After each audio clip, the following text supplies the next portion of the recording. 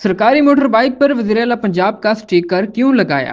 मकामी जिम्मेदार मुश्तिल सरकारी वेटरनरी डॉक्टर को निशाना बना डाला। लिया हदूद थाना चौकाज़म अड्डा नियाज़ाबाद में सरकारी अमले पर तशद्दुद का वाक़या। सरकारी जानवरों के मुआयने के लिए गए भागल अड्डा के वेटरनरी डॉक्टर मोहम्मद इस्माइल पर हमला कर दिया गया। सरकारी जानवरों को टैग लगाने गए वेटरनरी डॉक्टर को नजीबुल्ला खान ने तशद्दुद का निशाना बनाकर जख्मी कर दिया।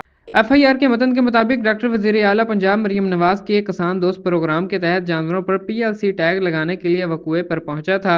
3 जानवरों पर टैगिंग हो चुकी थी कि मुलजिम नजीबुल्ला की नज़र डॉक्टर की सरकारी मोटर बाइक पर पड़ी। वजीर आला पंजाब के स्टिकर पर पड़ी और वो तैश में आकर गालियां बकने लगा। मना करने पर मुलजिम ने 4 नामालूम अफराद के साथ मिलकर डॉक्टर को निशाना बना डाला और जेब से 30,000 समेत सरकारी पीएलसी टैग और टैग प्लायर भी छीन लिए।